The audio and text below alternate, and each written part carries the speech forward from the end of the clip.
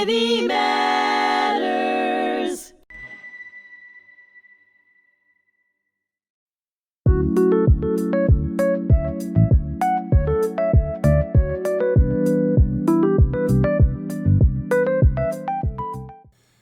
Hello and welcome to Many Voices, One Community, stories that unite us across Long Island and beyond. I'm Gaitley Stevenson-Mathews. I'm so very pleased to serve as Community Engagement Officer here at the Holocaust Memorial and Tolerance Center, and I am so very pleased to be the host of this podcast. Today, we have a special treat today, and that is we have Dr. Keber with us. Dr. Keber, I've lived in Glen Cove since 2007. You've been in the mix of things far sooner than that. What I'd like to do is talk a little bit about Age-Friendly Glen Cove, talk a little bit about Walk with the Doc. I certainly knew of you before I was a councilman, but as a councilman, that's when my respect for you even grew more during the pandemic. There were so many things that government and the hospital and all of us had to do working together. But what a gift to have you as part of our community, and thank you so much for being on the show today. Thank you for having me, Gaitley. Appreciate it. You're welcome. So why don't we begin? Why don't you share a little bit about the hospital, your position, how long you've been here, and how you ended up at the Glen Cove Hospital specifically? Okay, so it's a pretty reasonable story. I came as a resident all the way back in 1982. Wow, and a few years. Yeah, just a few years. So I came to do my residency in family medicine. I went to school at downstate in Brooklyn and came here doing an elective as a student in my last year of medical school, and fell in love with the program here, and came here as a resident, finished my residency, was chief resident in my last year, and became then an attending voluntary initially. In those days, in 1985, most of the physicians in the community were working in the community in their own offices. It's not like it is nowadays where, everybody's employed by either Northwell or one of the other entities on Long Island. So what I did initially was I was a solo private practitioner practicing full scope family medicine. So that means that I did inpatient care, outpatient care.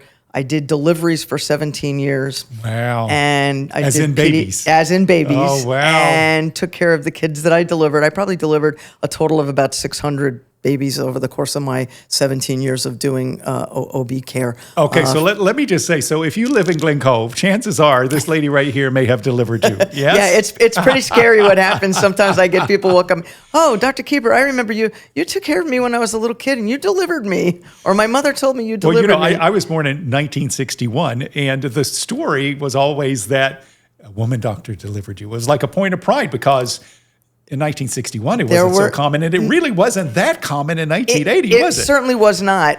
In fact, as I got into a little more leadership roles at the hospital, my first one was to be the elected officer of the medical staff at Glen Cove, and that was as far back as 1990.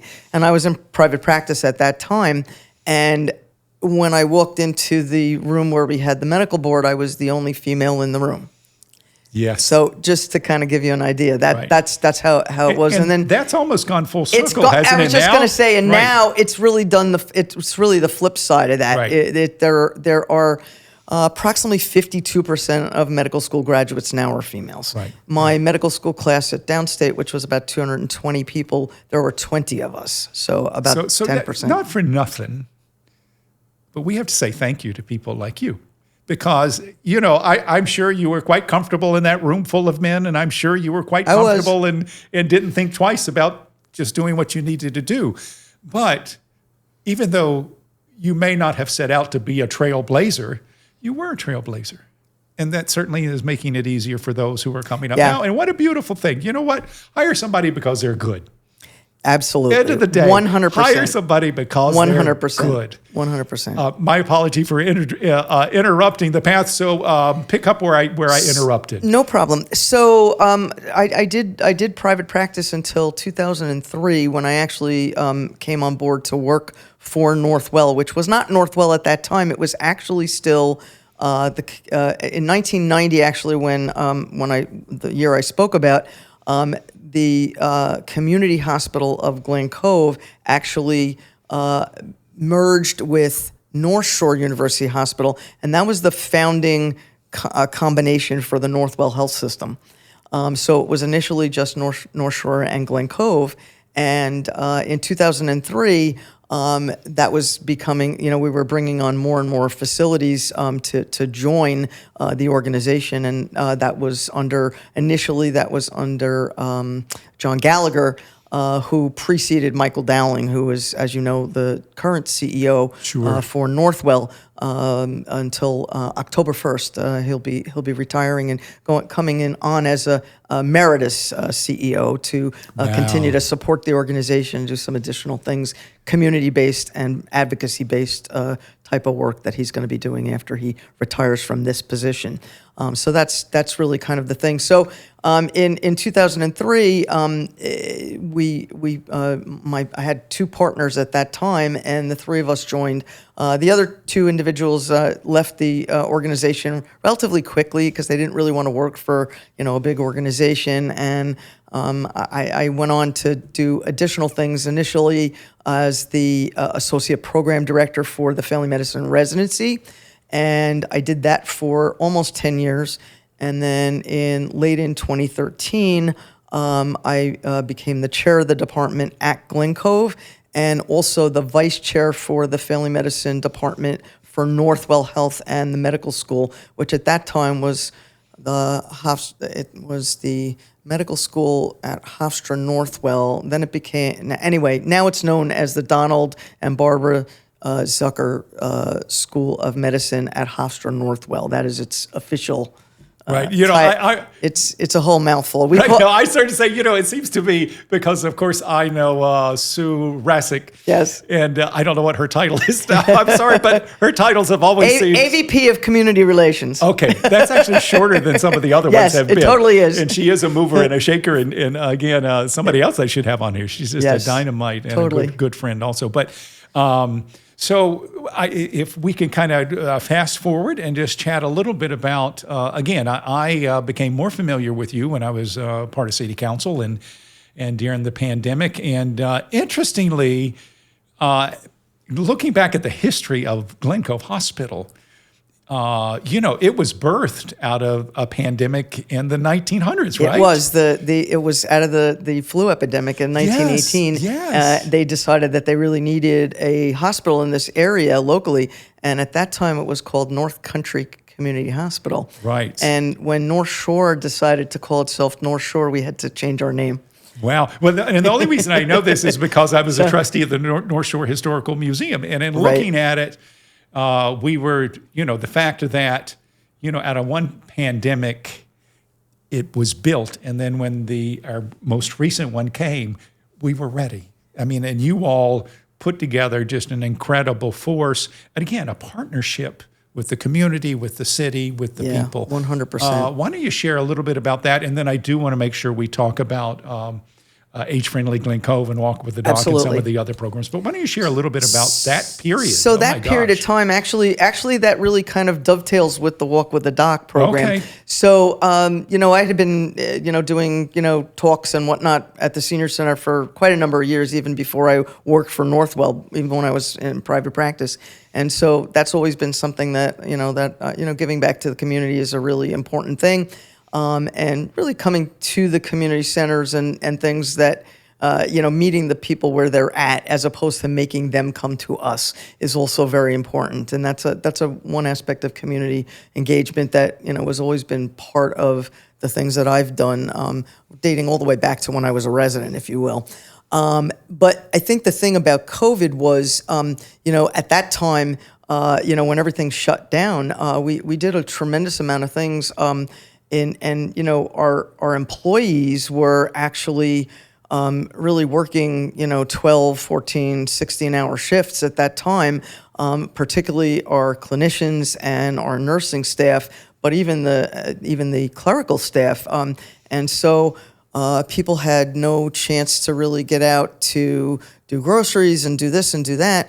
And if you recall, there was a whole big thing about no toilet paper available on the shelves in the stores. Yes, oh my gosh. And actually, we all want to forget it, but we'd love to forget that. Yes. But interestingly, so Carrie Scanlon said, well, what can we do for the staff, first of all, because we have to keep the staff healthy and functioning to be able to help the community.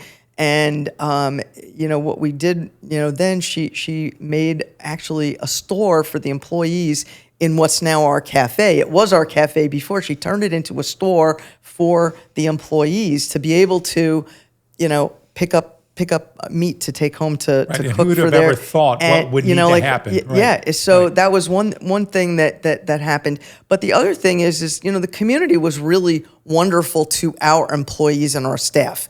The community really, because they knew that we were working these crazy hours, I think everybody on the staff at Glen Cove gained weight during COVID because they kept feeding us. We never were wanting for food. They would bring food in the morning. They would bring food. The delis and stuff would bring sandwiches at lunch. The pizza places and the Italian places would bring us dinner or lunch, or and really, really, really, that connection was really a very, very strong connection. We also had very strong connections with our local EMS and our first responders, because that was so important in those times, and so we were actually providing them meals where they would come in, they would be, because they were working just like we were. And I will say the response of the community, I mean, if there were a positive takeaway from it, was seeing everybody, I like you, I serve on other boards and involved in other things. Right. And I think at least two of those organizations, and one time individually, we were a part of providing meals. Yeah. I mean, that's simple. Yeah, and totally. Everybody felt like they had to do something. Yeah. And that really warms my heart. That's what makes me proud of our community. Well, I was just going to say, that's really what this community is all about. This is a very, people think when I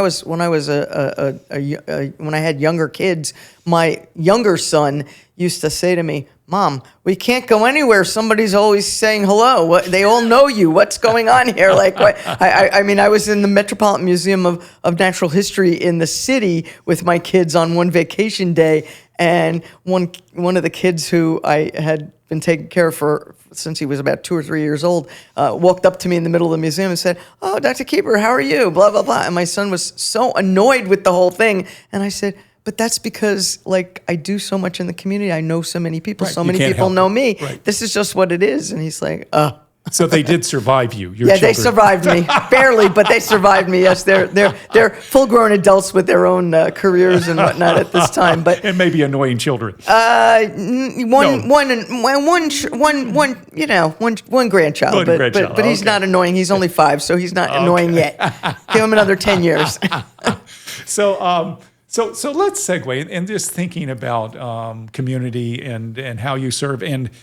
And again, the title of this show is Many Voices, One Community. I feel like Glen Cove is such a diverse community. Long Very Island, much. I grew up, racially where I grew up was very mixed, but religion, not so much.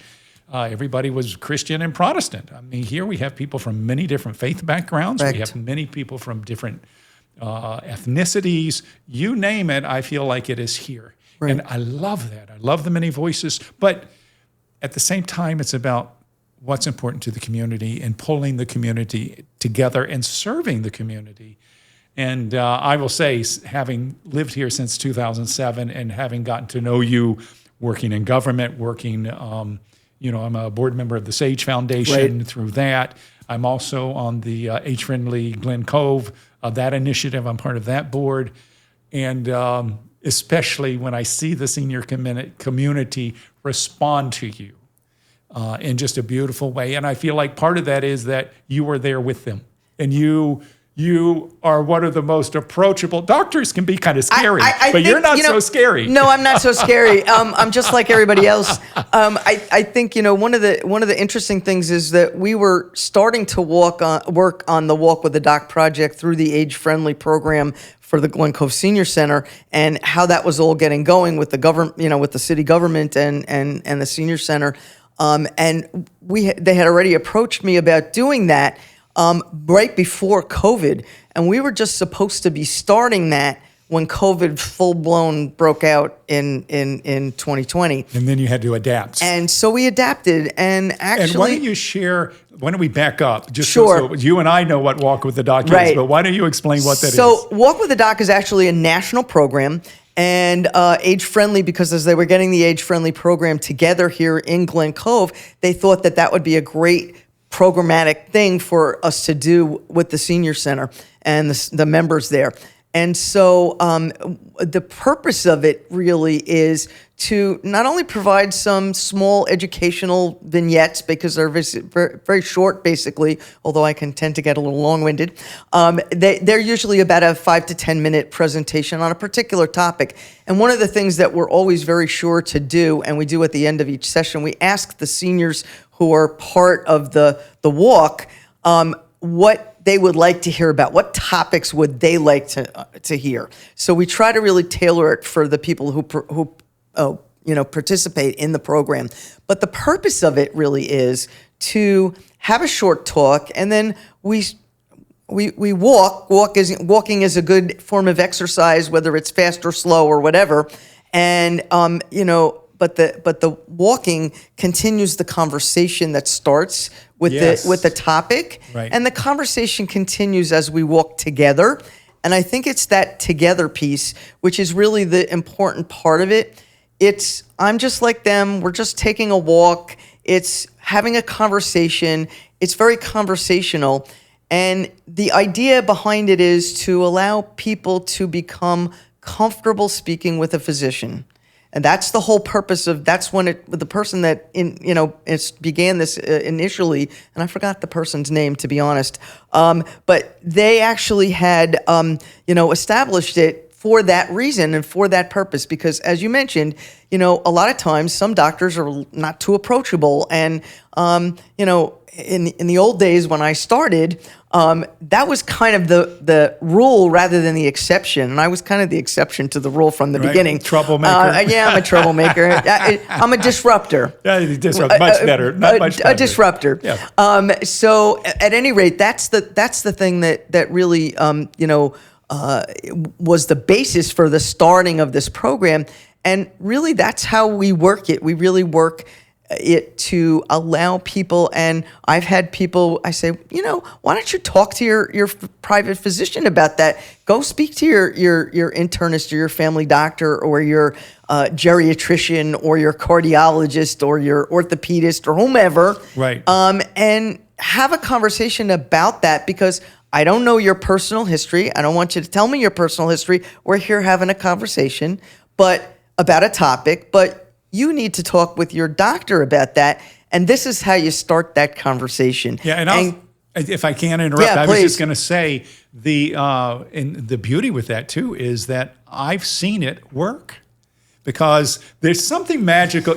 If you sit down and say, "Okay, we really need to talk about your health," there's talking about your health is a very personal thing, and it's a hard thing, and it's difficult, and you feel uneasy, but. If you can just in your slow walk up to the doctor and say, I was wondering, or, I've been thinking about, whether it's mental health stuff. I know recently there was your program on mental health. That's correct. I try to get to those when I can. I can't get to all of them, but I try to get to the ones I can, whether it's a physical thing, whether it's something wonderful happens when the focus is not talking, the focus is something else.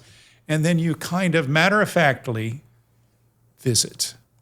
Yeah. And you through that, and also I believe AJ Kerr, I believe is her last name, who is director of Age-Friendly Glen Cove. She's not head of Walk with the Doc. I know that's a national program, but she's done such a great job with Age-Friendly Glen Cove. She's done a great job. And I think they can, if they go to the website, I think they can find information on that. There's Absolutely. a link. On the Senior Center, there is a link to the Walk with the Doc program through the age-friendly information there. And AJ posts everything for the following cycle for the next month's She's like an ever-ready topic. bunny. You And know, it's, every time I see her, she is on course. It's it. So we post things about the next topic, and we select those topics, as I mentioned, based on feedback we get from the group. There, we have a core group of probably about 10 or 12 people, and then there are people that join, and we really are looking to try to enhance this and enlarge it some. You don't want to enlarge it too much, because if it gets too big, it will lose that personal touch and maybe not be exactly what it is now. Right. But we would like to, open it up to some additional individuals. So we're actually going to be making some video clips to have that we can attach to the QR codes and the links in this under the senior center, and we're going to probably put some flyers into some of the local physician offices to advertise that. But I think the interesting thing around that is that, again, when I first started it during COVID, what we did was, because we couldn't do it in person, I was videotaping them, and then we were posting them at 10 o'clock in the morning on Saturdays, and they would play it as a session, and then there were hits of all kinds, and it was one of the most visited things initially on the senior center website. They were doing all their things, their chair yoga, their tai chi, all their things. They put all this stuff on the website. My gosh. And this was the first iteration of Walk with the Doc, so we hadn't actually done it in person. So this was sort of the introduction. Then when we first started to be able to go back in person, it was so great because the interaction is much different. Like a homecoming. Well, it was a homecoming. Yeah, it really was. I don't remember it was the first one we did, but I do remember early on we did one at Garvey's Point. Correct. And I think it was when we were no longer required to do masks. Right. We could do distancing. Everybody choosing to do whatever was most comfortable Correct. for them, which is Correct. the right thing and the good thing to do. But it really was a joyful day because everybody was, again, back together. Yeah. And from that, you and everybody involved has certainly built on that. I believe Carol Waldman was involved on the front end of things, who, of course, was the head of the Glen Cove Senior Center for many years. Right. Christine Rice, who was also on my program. I've got an episode with her a few weeks back. But certainly movers and shakers and people who, smart as they can be, amazing administrators, but all starting from heart. It's actually makes about such a difference. The passion to care for this community. Right. And that's really what I think makes this program, the Age-Friendly program that we have here in Glen Cove, very special, because the individuals from the top all the way down have that passion to care for the community, and everybody kind of goes out of their way to do whatever they can for this community. Right. And it really is about bringing the community together. And you mentioned the diversity of the community, and that's one of the things. So our residency ambulatory care center, which we just recently had a ribbon cutting for, was actually serves much of our underserved community and much of our ethnically diverse subset of this community, and as does our regular practice. And again, I started off doing lots of deliveries and had a lot of kids in my practice. My practice has aged right along with me, and I've now really become a geriatrician, if you will. Wow. Just by the nature of it. So I still take care of kids, but the practice has gone in that direction, which was another reason for me to really participate in in this program and really enhance some of the things that I'm doing for that group of individuals. Right. But we do Glen Cove is very much about the whole diversity of this community and doing whatever we need. And Glen Cove has its own age-friendly program with what we call the 4Ms program, and we have certifications and the inpatient and ambulatory settings that we are certified to really work with the geriatric population. We do it a different way than a lot of other places, and so we've gotten certified in many of those programs, and we have a geriatrics practice along with some of our general internal medicine people, such as Dr. John Reyes at Oyster Bay, and that practice is yeah, I noticed that. I was over there and I noticed that it was age-friendly as well. Yes, I thought, it oh is. my gosh, here we are all together. And I love that. Yeah, That's so really, so that's also another piece of the I always those feel programs. it is, Long Island in general is such an expensive place to live. It's just an expensive place to live. It is. I made the mistake of trying to even do my own finances, and I tried keeping track of everything I spent in a year. But just going to the grocery store is expensive. You don't have to go out to eat, lots.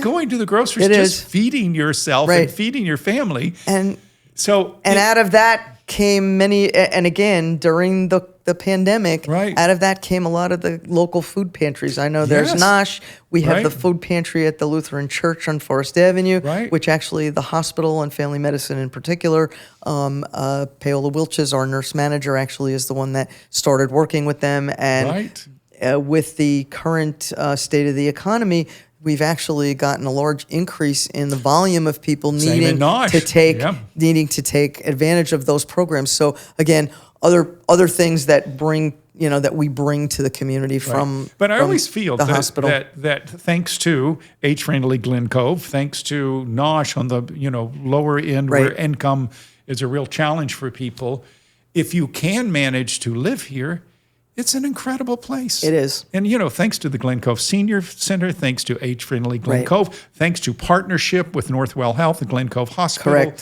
makes such a very, very big difference. Right. I think it makes the largest growing demographic of this community is the over 65. Yeah. All the other, the under 18 is actually. I'm headed there soon. The under 18 is actually shrinking, and so the younger adult population is pretty stagnant, or maybe just increasing slightly. But the over 65 is the largest growing segment of this population, and so I think that sort of spurred us on to really work on the age-friendly programming, both at the hospital and certainly the city of Glen Cove and the senior center. Sure. And that's really where we're at. Well, let me say, as someone who is entering that population within moments, I'm personally appreciative that you're in the mix with us. I'm personally appreciative that you are here today. We are actually having to wrap this up. Can you believe it goes so quickly? It does go quick. Oh my gosh. It does very Dr. quickly. Keber, it has been just such a pleasure. Is there anything you wanted to share? Again, thinking in terms of Many Voices, One Community, about how your work at Northwell or with Age-Friendly Glen Cove, how it helps bring us together. Again, I think the most important piece of this is the equity that we try to bring to the entire community, with both access to care via what we do at the hospital and at the family medicine center, ambulatory-wise, providing access for people who otherwise may not have that access, whether it's because they're seniors and they're, on low income, or whether, we take care of everybody. And it's not about equal, it's about equitable. And the two things are not the same. If you buy a big bicycle and the short little person of 4 foot can't get on it, but the very tall person can't get on it because his knees are in his face, that's equal, but it's not equitable. You need a small bicycle for the small person and a large bicycle for the tall person, and that's a thing that I saw at a conference I was at. And so it's really about equity. And not everybody needs the same thing. And I think what we've done through these programs are really try to get people what they need when they need it, and make the access to what they need there and available for them, and regardless of whether it's programming at the senior center or walk with a doc or care in the community via Northwell and Glen Cove Hospital. I think that's really the core of it. Right, sure. All right, Dr. Keber, thank you for being on the front line of that. Thank you for being my guest today. And for all of you out there, again, this is Many Voices, One Community. I'm Gaitley Stevenson-Mathews, your host. Thank you for joining us. And of course, make sure you go to hmtcli.org/HMTV for all of our podcasts. And Dr. Keber, again, just really been a pleasure. Thank you all very much.